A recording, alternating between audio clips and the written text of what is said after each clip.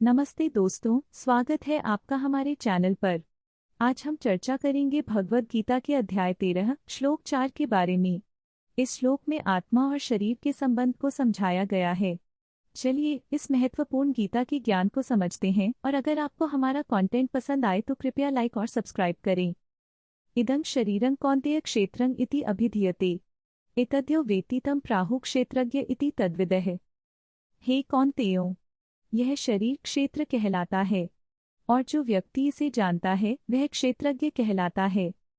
इस श्लोक में भगवान श्री कृष्ण हमें यह समझाते हैं कि हमारा शरीर एक क्षेत्र है, यानी एक भूमि जहाँ जीवन की गतिविधियाँ होती हैं, और जो व्यक्ति इस शरीर के अंतर्गत चल रही गतिविधियों को समझता है वह क्षेत्रज्ञ कहलाता है।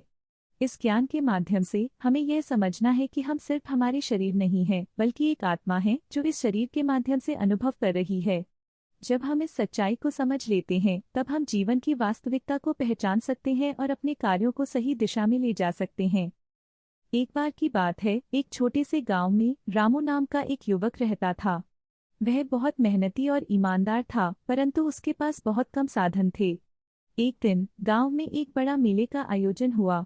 सभी लोग वहां जाने के लिए उत्सुक थे, लेकिन रामू के पास पैसे नहीं थे।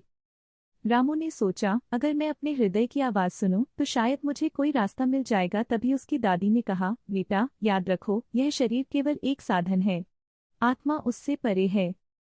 रामू ने दादी की बात सुनकर गांव में अपने हुनर को दिखाने का निर्णय लिया।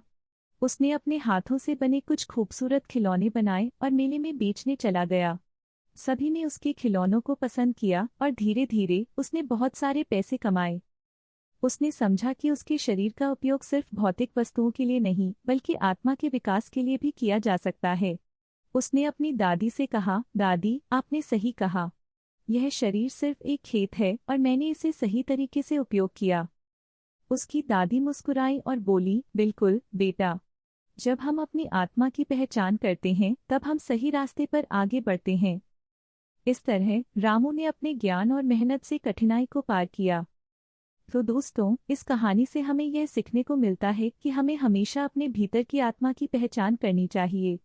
अगर आपको यह कहानी पसंद आई तो कृपया लाइक और सब्सक्राइब करें, और हमारे चैनल पर और भी ज्ञानवर्धक कहानियों का आनंद लें।